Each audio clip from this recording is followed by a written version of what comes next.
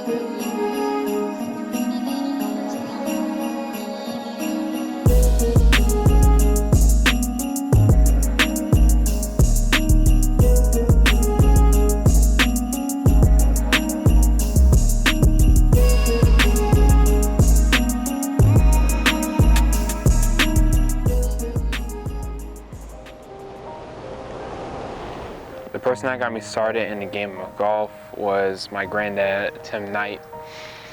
One day, one of the mornings back then, he told me about golf, right? And then he showed me a picture of Tiger Woods. So I'm like, oh, who's Tiger Woods? He said, oh, he's a pro golfer. So then that grabbed my attention to the point where I was actually interested in the sport. So one day, he took me out to a driving range with his friends. I saw like my own set of golf clubs, right? So as soon as I went out there, hitting at the range, I was actually having fun. I was actually excited. So like basically based on all of that, it just got my attention and just got me want to progress and keep going to where I am now and where I want to continue like moving forward. Jeepa, R.I.P. For Jeepa. For Jeepa.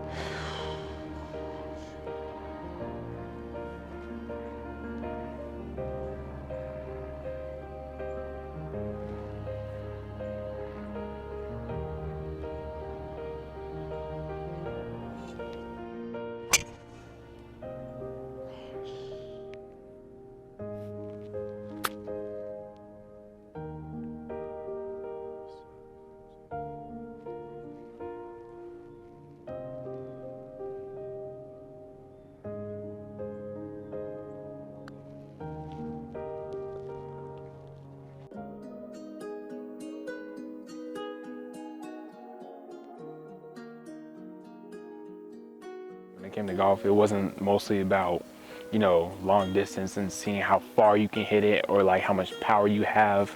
Literally, to me now, like golf is actually more about accuracy. Right? It's like more about where you're trying to aim like at your target. Like where you aiming for, like what you see, like what you want to hit to. To me, that's what it's mostly about now. And now that I understand that, I'm gonna start trying to apply that as I go, as I climb the ranks.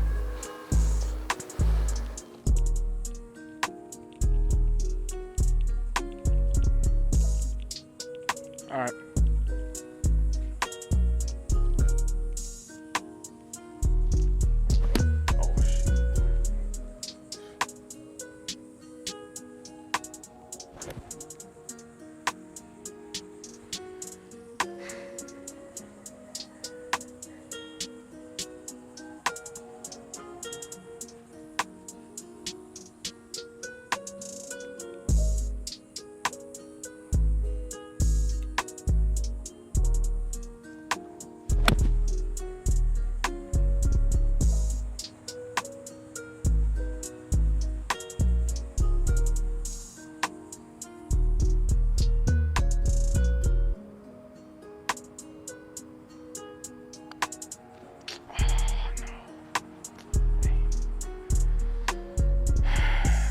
shot, dude.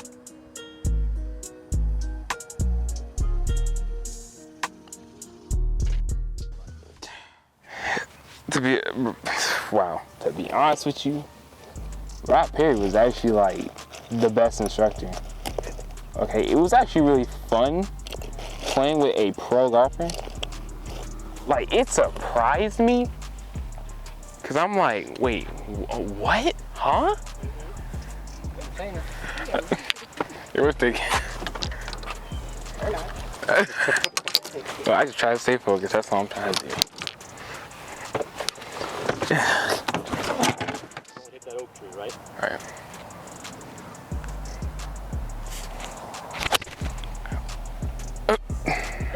So this is why I said that. It's okay. Good shot, dude. Hey, look at this. It's going to run right through the front of the green. So what happens in the rough is this. As this club is coming down, what happens is this tall grass actually wraps around the hosel of the club, and it makes the hosel stop and the club face goes this way. So whenever you're in the heavy rough like this, one of the things you want to do is you want to just open the club face just a little bit, hold it really strong with this left hand. That way the club doesn't turn over, okay? Open it up, hold it stronger, and then understand that that hosel of the club is going to be affected by that longer grass. It's going to shut the club face a little bit, but now it's just shutting it to square. That make sense? So we got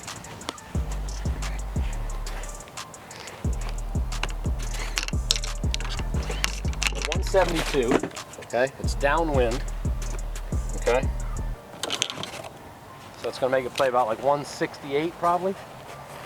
Okay. I got 7-iron, okay? Downwind, got my target there.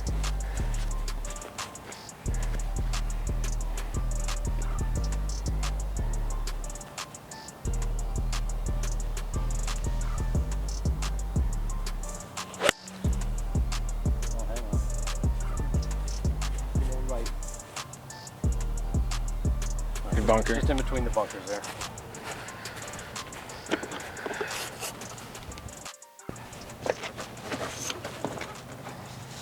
What's on it, man? Slightly uphill. Slightly uphill. All right. Once again, what about water? Which way is it going? To the left. Breaking left. Exactly. Okay. We probably need to play this ball To the right of it. big time. Okay. I'll probably lean that thing probably right in here. Mm-hmm. About right here. Uphill.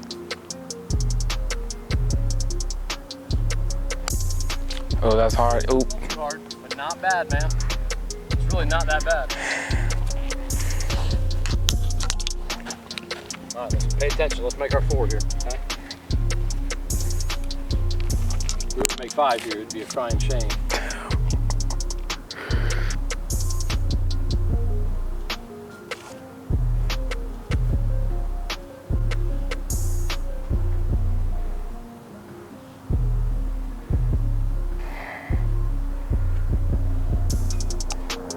Good job, good putt, good par.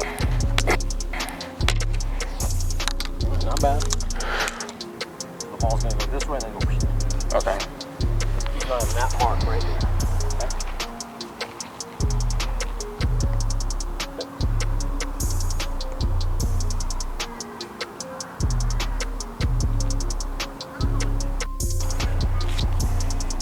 So it's gonna curve that way too. Good putt though, not bad.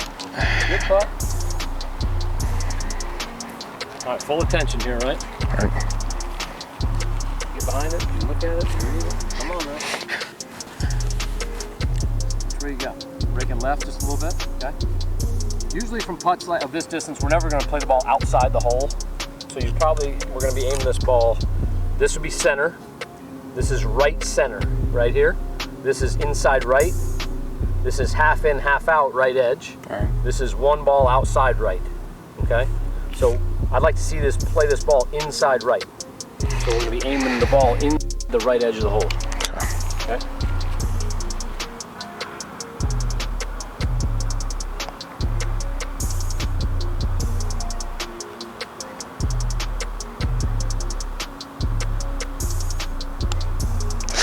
Good putt, good putt. Now we want want to hit it with enough speed to have it go 12 inches past the hole, right? So these breaking putts, the reads that we're talking about, are dependent upon you hitting the ball 12 to 14 inches past the hole, right? Because if we hit it softer, we got to play more break. If we hit it harder, we can play less. But when we read putts, we talk about putts being hit with a pace to roll 12 to 14 inches past the hole. That make sense? So Matthew played LPGA as a junior, and the final tournament was up here at Crane Lakes. And I got the opportunity to meet Mr. Perry at that point, because what they did was they, all the kids got awards. They had a nice picnic for all the kids that were part of the LPGA team, and it was a good mixture of kids. And to see the parents, how the parents embrace the sport, and to see how he actually, how he leads. And it's like he runs a Class A program when it comes to these kids with golf. And as I bring him out for his lessons, I can see the improvements immediately that Matthew has been able to make, and then the adjustments when he plays has improved his game. So no doubt this is definitely worth it. I mean, we've had many people give Matthew lessons, but to spend time with him the way Mr. Perry's spending time has been invaluable. So really appreciate the fact that he's taking time out to do this, and being the only African American in the county playing golf, it's imperative that if he loves the game, he's able to own his skills and feel like this is something that he can take to the next level, preferably in college.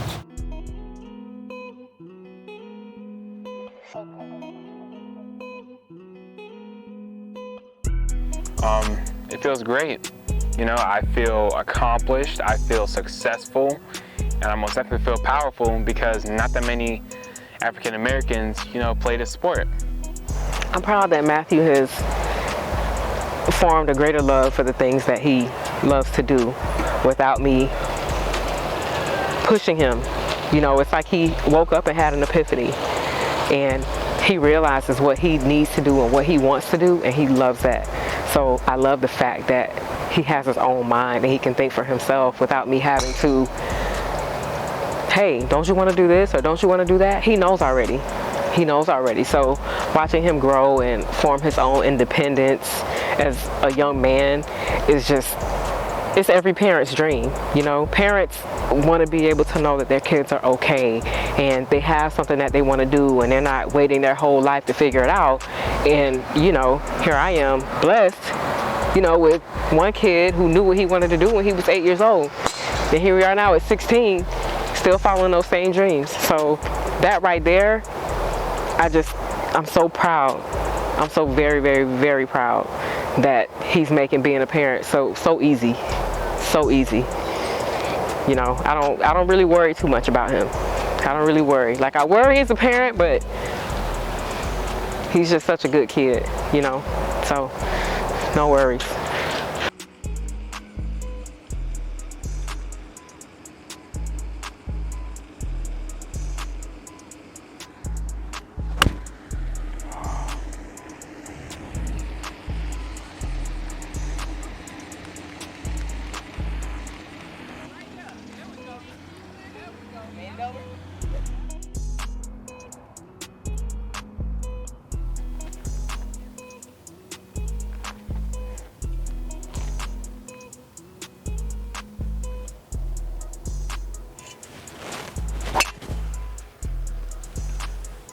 Straight.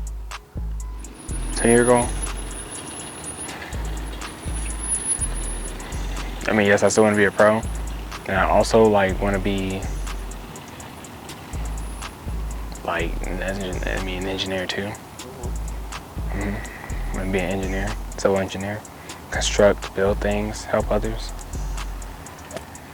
So engineering is the backup plan if golf don't work out. Yes, that's the backup plan. If golf doesn't work, then I want to try engineering. What type of engineering? Civil engineering. So what type?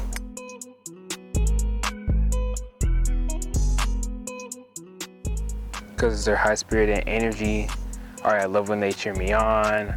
I love like how they always push me to like go forward and succeed and be like the pro that I'm supposed to be. And sometimes I don't want to let them down if I'm not making some good plays. Like I want to prove to them that I am the dream player. I'm that star child. So that's the reason why I have to do it for my family. Have to. Because I'm a star athlete.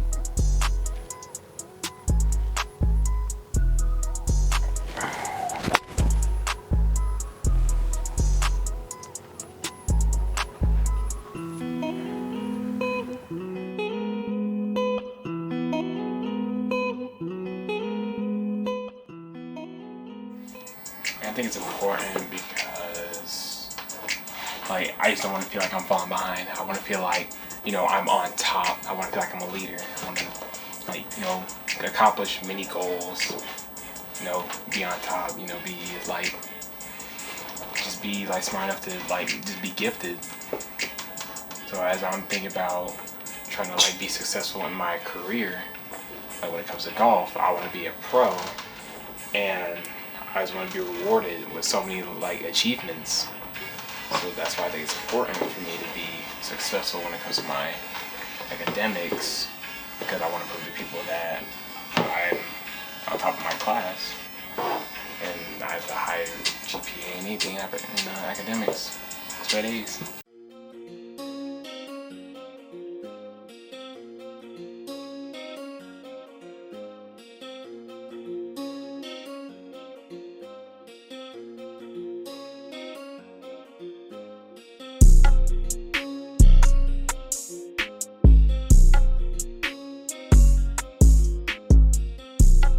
Have to be a parent, you know, and sometimes being a parent isn't always being hard. You know, everybody doesn't respond to the hardness of words, and everyone doesn't respond well to those finger pointing times where you gotta make sure they get it. You know, I always let him know that he's gonna be great no matter what. You know, after one mess up, I give him 5 steps. You mess up, you got 5 steps to get it out of your head before you get to the next hole. You know, so staying encouraging, obviously, not just throughout his game, but just through everything in life. Homework, teaching them how to clean. You have to encourage your kids. And, you know, sometimes not encouraging them and not being positive will cause the kid to shut down, you know, so we don't always have to be harsh. We don't always have to do it the way our parents did it to us.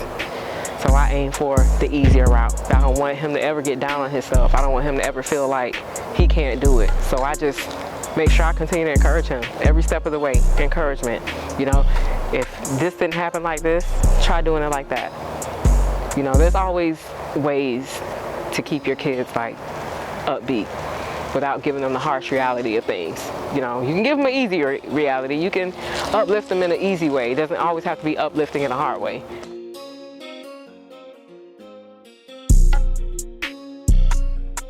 You know, for more reasons than one, Matthew is an African-American kid. You know what I mean?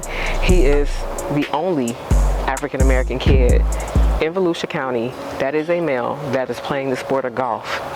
So to see that nowadays, I want him to be able to know that he can set goals, he can accomplish goals, and he can be the first of many to do it all. He can be the first of many to do it all. So, you know, bringing him out here to practice and perfect his game and be the best at what he's doing, especially in this area and in this era, period. I want him to make history, and I want him to be good at making history. I don't want him to just be the only African-American golfer. I want him to be the first African-American golfer to come through that can actually play. You know what I mean? So you can be on a team and you can be the first to do this, or you can be the first to do that, but I want him to be the first and actually be good at being the first, you know? So I want him to continue I want him to continue to set records and just be the best. Be the best at whatever it is that he wants to do. I mean, need I say more? That's my own analogy with golf.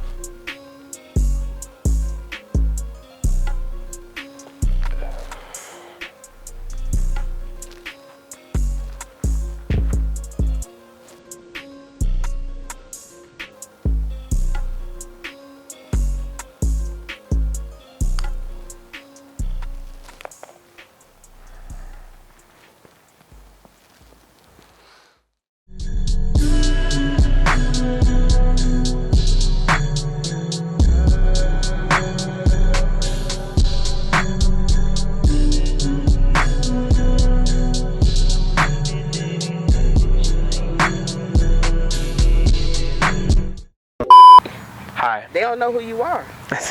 Hi. My name is Matthew Brown. Hi. Hi. All right, here we go. Hi.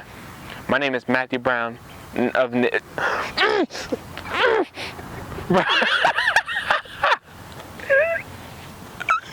This is so, oh my god. I don't know you, man. All right, here we go. You're psyching yourself out, man. I'm gonna try to, golly. When? Okay.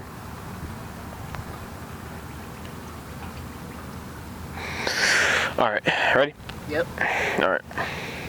Hi, my name is Matthew Brown, a native of Daytona Beach, Florida. As an African-American golfer, I think it's important to reflect on the history that I share within the game of golf. Watch me as I aim to inspire and achieve. I had it. No, you. 4, 3, 2. Hi, my name is Matthew Brown. Oh, what? Hi. Hi. Wait, bruh. Why you be doing me like that, man? I'm trying to get this over with, man. It's like you're high. You be struggling to get it out. You just gotta get it out. Hi. Hi. All right, there you go. You be standing like you wanna laugh. Okay, all right. Oh my god. Why are you making this difficult? I'm just trying to get this over with. It's the way you said it. I'm just trying to get this over with. I want to go home. Okay. Jeez. All right. Okay, man. It don't even matter anymore, man. I don't care. I don't even care anymore. I just want to do this. Okay. Okay, you ready?